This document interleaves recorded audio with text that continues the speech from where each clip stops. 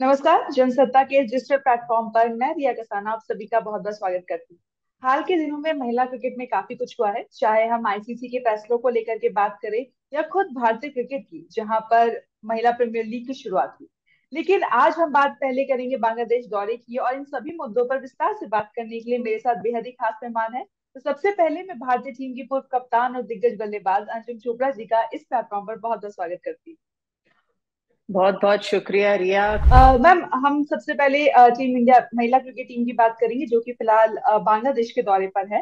Team T20 series हो चुकी है, एक वनडे मैच हो चुका है। एक कॉमन सवाल जो सामने आता है कि इस दौरे पर भारतीय टीम की बल्लेबाजी कमजोर नजर आ रही है। इसके पीछे आपको क्या वजह लगती है? रिया मुझे सॉरी, बल्लेबाजी तो कमजोर नहीं नजर आती। मुझे लगता है कि एक डायरेक्शन होती है, एक ऑब्जेक्टिव होता है, वो कहीं मुझे मिसिंग लगता है। क्योंकि अगर आप बैटिंग देखेंगे तो वही बैटर्स हैं जो बैटिंग करते आए हैं, उसमें तो चेंज नहीं है, लेकिन बॉलिंग लाइनअप में पूरा चेंज है। अब हम लेके तो गए हैं फास्ट बॉलर, लेकिन खिला नहीं रहे।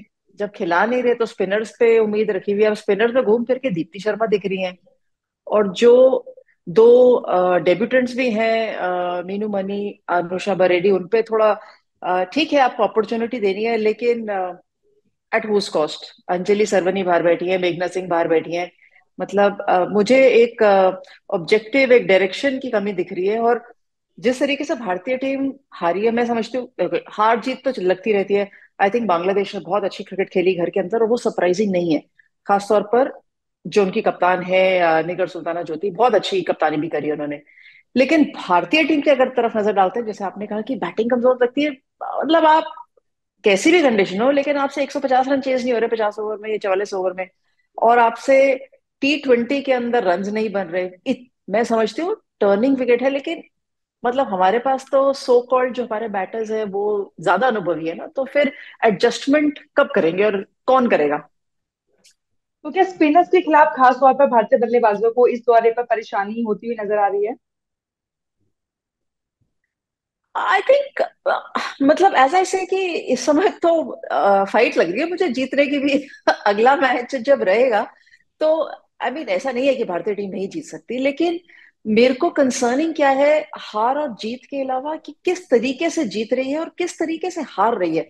विच मीन्स कि जो एक टीम का बैलेंस होता है या टीम का माहौल होता है, या आप कुछ भी कहें, बहुत सारी चीजें ड्रेसिंग रूम में रहती हैं, और ड्रेसिंग रूम से बाहर आके आप वो चीजें देखते हैं, आप डिस्प्ले करते हैं, वो चीजें मिसिंग आ रही है। तो वो चीजें मिसिंग क्यों है?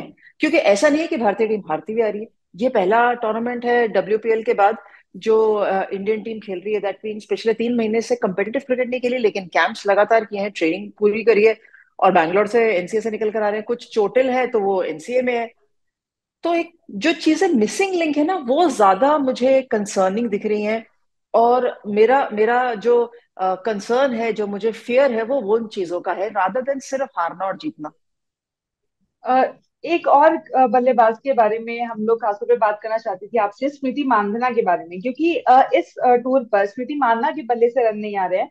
हम जानते हैं वो टीम की उप कप्तान है और एक बेहद ही इंपॉर्टेंट पार्ट प्ले करती हैं टीम इंडिया के बैटिंग ऑर्डर में।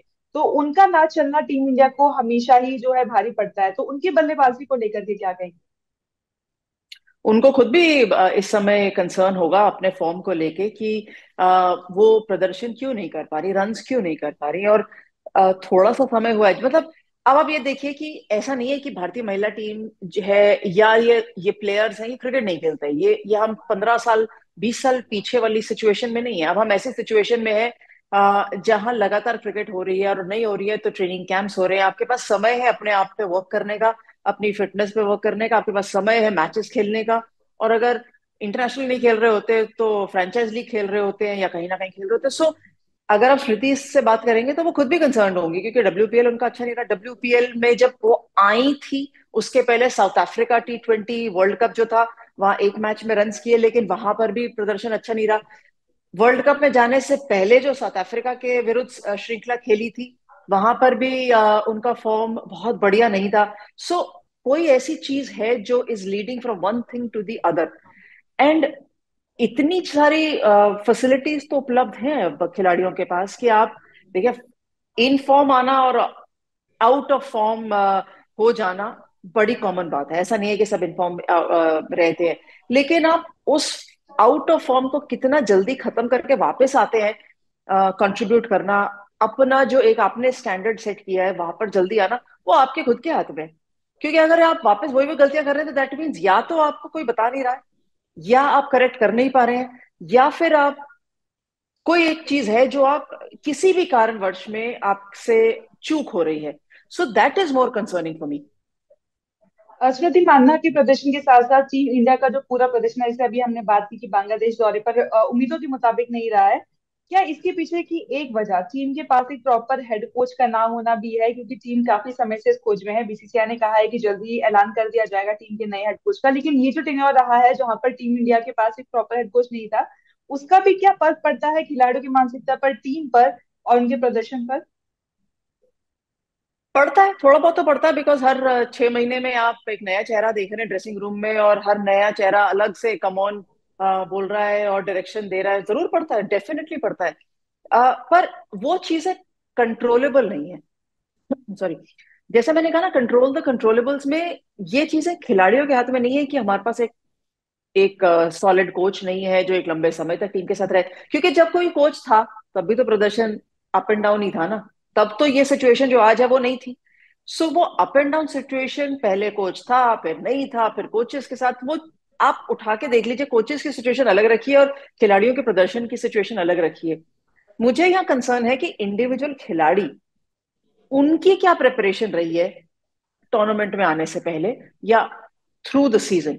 अगर आप एक एक करके नाम उठाएंगे ना, तो हम अगर कहते हैं कि अगर स्मृति, जैसे आपने कहा स्मृति मंदाना के ऊपर नाम पे डिपेंड करता है, तो करता है, पर आप डिपेंड करता है क्योंकि आपने वो सिचुएशन खुद लाया है वहां तक, भारतीय टीम को अपने अच्छे प्रदर्शन से जिताया है, तो वो एक्सपेक्टेशन है। और किसी भी खिलाड़ी को, चाहे बॉलर हो या बैटर हो, उसको रन और बैटिंग करने के लिए और रन बॉलिंग करने के लिए रखा जाता है, तो उसका काम है वो करना। सो आई थिंक कोच की इंस्टेबिलिटी डज प्ले। बट मैं फिर भी समझती हूँ कि अगर देखिए मुझे बैटिंग करते आना और मुझे रन बनाने हैं, तो कोच कोई भी खड़ा हो ड्रेसिंग रूम में, कौन सी भी टोपी पहनी हो उसने, उससे क्या फर्क पड़ता है, मुझे तो रन करने हैं ना।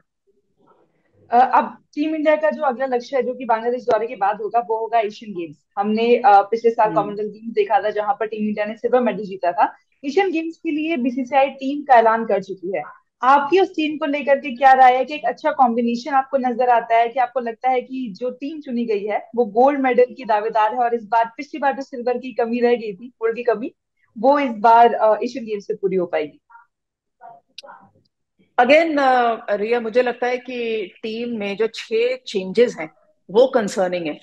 मतलब आप बांग्लादेश, जो आपने टीम का चयन किया और भेजा, उस टीम से लेके 6 खिलाड़ी एशियन गेम्स की टीम में नहीं है। और उसमें that includes Pooja Vastrakar also, that includes Yastika Bhatia also. अगर वो अनफिट है तो वनडे सीरीज क्यों खेल रहे हैं?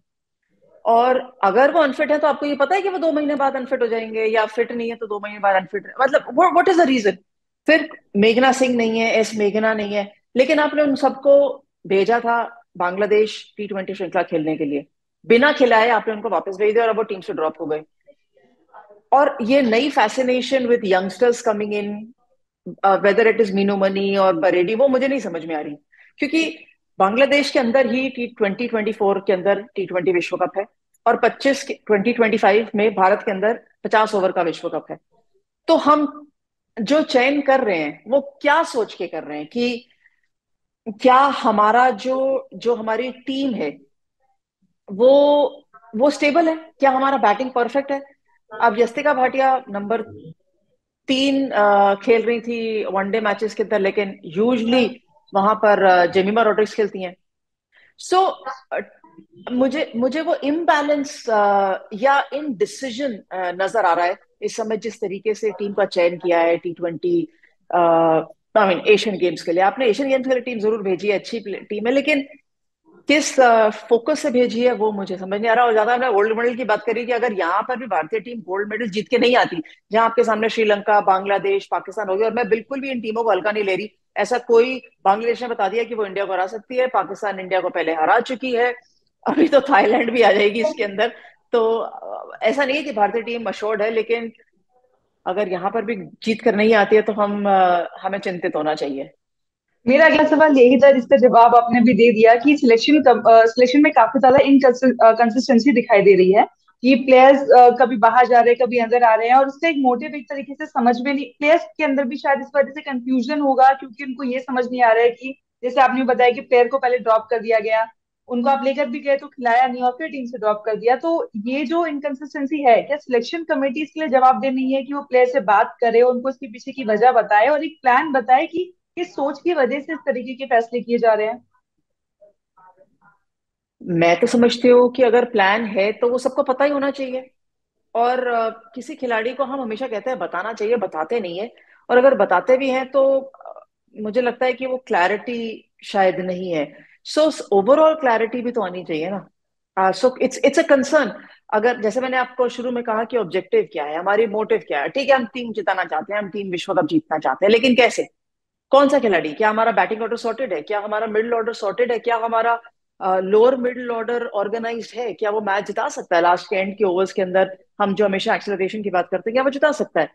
तो हमें हमें किस खिलाड़ी की आवश्यकता है? हम ऑलराउंडर लेके जा रहे हैं, नंबर 11 पे हमारी अनुषा बरेडी बैटिंग कर रही है, एंड सपोजिटली वो मिडिल ऑर्डर प्लेयर हैं, लेकिन वो 15 रन एक साझेदारी नहीं बन रही। देविका वैद्य के साथ अगर वो नंबर 10 और 11 बैटिंग कर रही है, तो क्या देविका वैद्य नंबर 10 की बैटर है?